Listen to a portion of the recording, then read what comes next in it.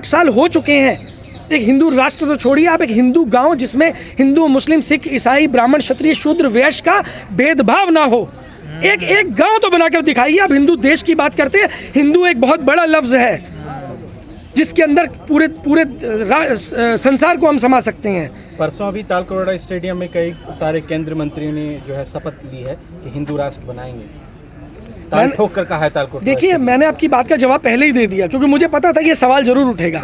मैंने बोला आप हिंदू राष्ट्र छोड़िए, एक हिंदू गांव, एक हिंदू आदर्श गांव बनाइए पहले, दिखे तो सही कि वो कितना सुंदर है, कितना सौहार्द है उसके अंदर, कितनी एकता है उसके अंदर। तो सरकार राम राज्य की बात कर रहे हैं, आप एक गांव की बात कर रहे हैं। वो शंकराचार्य जी मौजूद रहते हैं इस कार्यक्रम में। शंकराचार्य जी, अरे रुकिए ना, कोई बात नहीं, एक एक करके सवाल लेते हैं जी। आप एक गांव की बात कर रहे हो, तो अखंड भारत की बात कर रहे हैं ना। देखिए अफगानिस्तान तक की बात कर रहे हैं। देखिए, अखंड भारत की जो निर्माण करने की जो बात कर रहे हैं ना, आप उनसे एक सवाल पूछ लीजिए। वो 90 साल से नहीं, 2026 में 100 साल होने वाले हैं उनको, उनसे आप रोड मैप पूछ लीजिए एक बारी। अच्छा, अगर अखंड भारत का रोड मैप चाहिए तो मैं अखंड भारत का रोड मैप भी देने को तैयार हूँ। आप मुझे अकेला देख रहे हैं, मैं पूरे देश में काम कर रहा हूँ। तो आरएसएस के पास रोड मैप नहीं? बिल्कुल नहीं है, दावे के साथ कह सकते हैं नहीं है। अगर अखंड भारत का रोड मैप होता, अखंड भारत देश की जनता को तोड़कर नहीं किया जा सकता, सबका साथ लेना होगा। कौन कहता है कि देश में एपीजे अब्दुल कलाम पैदा नहीं हो सकते?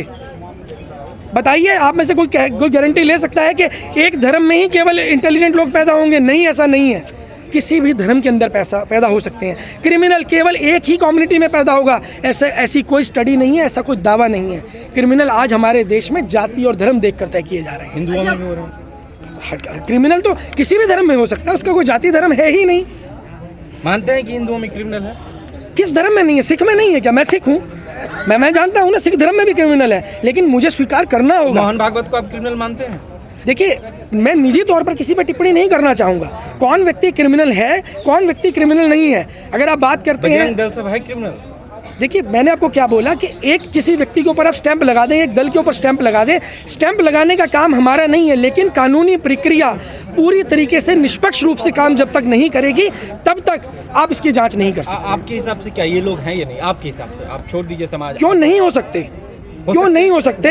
लेकिन उनको आइडेंटिफाई करना बहुत ज़रूरी है। अब किसान आंदोलन जो दिल्ली में आकर बैठा था, उनके ऊपर खालिस्तानी साबित करने के लिए क्या कुछ नहीं किया गया, पूरा तंत्र खालिस्तानी साबित करने पर लग गया।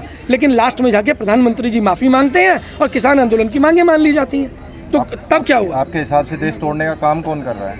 देखिए, देश तोड़ने का काम जो है कोई एक व्यक्ति नहीं कर रहा है। पूरे देश के अंदर बहुत सारी संस्थाएं हैं। मैं किसी एक संस्था को चिन्हित नहीं करूँगा, लेकिन हम एक एक संस्था को जवाब देंगे, बिल्कुल जवाब देंगे, आने वाले समय के अंदर जवाब देंगे। और अखंड भारत निर्माण की जो हम बात कर रहे हैं, अगर उन संस्थाओं में से भी लोग आना चाहेंगे कि जो सही मायने में जिनको बहका करके गलत काम पे लगाया जा रहा है, अगर वो लोग भी अखंड भारत निर्माण के लिए हमारा साथ देना चाहेंगे, तो मैं उनका खुले दिल से आमंत्रित करना चाहूँगा। कि देश को तोड़ने की बात हो रहे हैं, मोदी जी ने तो बोल दिया राम राज्य लेकर आएंगे, राम राज्य के लिए मंदिर भी बनवा रहे हैं, तो तोड़ने की बात कैसे? देखिए, राम राज्य की बात अगर आप करना चाहते हैं तो राम राज्य कैसा चाहिए, उस राम राज्य की कल्पना क्या है, वो ज़्यादा महत्वपूर्ण है। राम राज्य कैसे आएगा? क्या राम राज्य वो होगा जहाँ पर स्कूलों को बंद किया जा रहा है? मैं गुजरात गया था, गुजरात के अंदर 5000 स्कूलों को बंद कर दिया गया, सरकारी स्कूलों को। 5.5 करोड़ की जनता है गुजरात की, 3 करोड़ लोगों को फ्री में राशन बांटा जा रहा है। अब एक बात बताइए, जब 3 करोड़ लोगों को राशन बांटा जा रहा है, तो ऐसा राम राज्य हम क्या करेंगे? हमें लोग चाहिए, एम्पावर्ड लोग चाहिए, जिनकी एजुकेशन का लेवल हाई हो, जो खुद अपना रोजगार करना जानते हो, किसी के ऊपर डिपेंड ना हो, अपना रोजगार खुद अर्जित करें। सरकार तो मदद कर रही है ना, वो मना थोड़ी कर रही है किसी इंसान को कि वो रोजगार ना करे। रोजगार कैसे होगा? संसाधन देने पड़ेंगे आपको। कहाँ है संसाधन?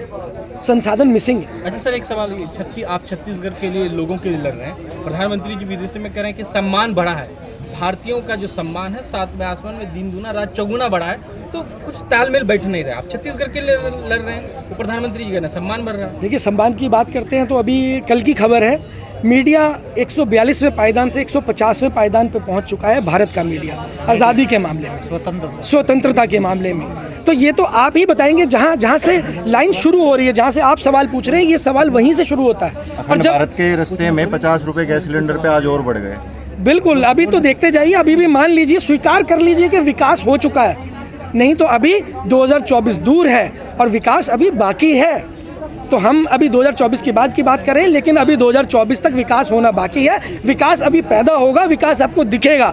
जब तक देश का हर व्यक्ति विकास को स्वीकार ना कर ले तब तक विकास जारी रहेगा। इसलिए बेहतर है कि 50 रुपये 100 रुपये के सिलेंडर को छोड़िए, विकास को स्वीकार कर लीजिए कि अब हम अखंड भारत में जी रहे हैं। हमारे प्रधानमंत्री जी कभी मीडिया के सामने नहीं आते जी, लेकिन कल परसों 7 सेकंड के लिए मीडिया के सामने आए और ओ माय गॉड कह के वो भाग गए। ऐसा कहा मोदी जी ने? हाँ, ऐसा कहा है। Oh my God. अच्छा, ऐसा बोला है। तो चलिए हम प्रधानमंत्री जी से पूछ लेंगे एक बार कि ऐसा क्यों बोला है। वैसे तो इतनी बात भी वो मीडिया में नहीं बोलते हैं आकर, लेकिन इतना भी बोला तो वो बोला गया है कि जो हमारे देश के सम्मानित पत्रकार उनको जर्मनी में एंट्री नहीं दी गई है। तो आप सभी साथी जो हैं उनसे ज़्यादा सम्मानित हैं जनता की नज़रों में, देश की जनता की नज़रों में। सर, ये जो भीड़ तंत्र बनता जा रहा है अभी मध्य प्रदेश में 2 आदिवासियों की हत्या कर दी है, बजरंग दल वालों पे आरोप जी, कैसे देख रहे हो सर इनको? आज की तारीख में हर उस व्यक्ति को कुचलने की तैयारी है जो एकत्रित नहीं है। अगर आप अकेले होंगे तो आपको कुचल दिया जाएगा। जंगल में, अगर आप गुरु चाणक्य को पढ़ा है आपने, तो जंगल में सबसे पहले केवल सीधे पेड़ों को काटा जाता है। तो ज़्यादा सीधे मत रहिए, आप सब लोग एकत्रित रहिए। एकत्रित रहेंगे तो आप एक दूसरे के लिए आवाज़ उठा पाएंगे। अब आपने देखा होगा पुनिया जो पत्रकार थे हरियाणा के, जब किसान आंदोलन चल रहा था तो उनको जेल में डाल दिया गया था। तो उनकी आवाज़ पत्रकार साथियों ने उठाई थी, तभी उनको सरकार ने छोड़ा, नहीं तो उनको भी जमानत नहीं दी जाती। जेब से क्राउड फंडिंग के माध्यम से पैसा खर्च करके बस करके अपना राशन लेकर, अपने स्टोव लेकर यहाँ पर पहुँचे। और ये देश की असली जनता, देश की असली मालिक ये जनता है। देश के नेता या जो सत्ता में बैठे हैं वो लोग इस देश के मालिक नहीं हैं। ये तो सर आप कह रहे हो, लेकिन क्या वर्तमान समय में क्या हो रहा है ये आप भी जानते हो। कौन है असली नेता और कौन है देश की जनता, समझ में तो आ ही रही बात।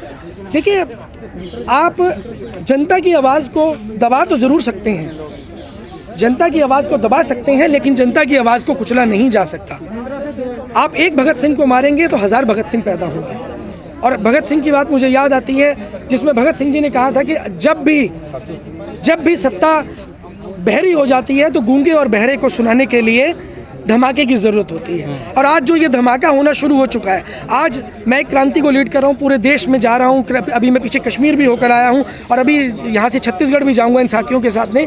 पूरे देश में उन लोगों को एकत्रित करने का काम हमारी टीम कर रही है, जिन लोगों को प्रताड़ित किया जा रहा है, जिन लोगों की आवाज़ को सुना नहीं जा रहा है। जो लोग आज बेरोजगारों की अगर मैं बात करूं तो बेरोजगार साथी जो है वो आत्महत्या करने पर मजबूर हो चुके हैं। अच्छा, आपने कश्मीर की बात की जी, तो कश्मीर फाइल्स तो मूवी बन गई। सरकार भी कश्मीरी पंडितों से बहुत अपनी दिखाती है कि हमको बहुत संवेदना है उनके साथ, लेकिन आपके साथ सरकार नहीं खड़ी। देखिए, कश्मीरी पंडितों के प्रति संवेदना होना और उस पर राजनीति होना दोनों अलग अलग विषय हैं। कश्मीरी पंडितों के प्रति संवेदना होती तो मेरे साथ जाते। मैं वहाँ गया था। जिन कश्मीरी पंडितों को बारामूला के अंदर विस्थापित किया है, आप में से अगर कोई साथी जाना चाहता है ना तो मेरे साथ जा सकता है। वो लोग एक स्लम की ज़िंदगी जी रहे हैं, एक नर्क को भुगत रहे हैं वो लोग, जिन लोगों को विस्थापित किया गया है।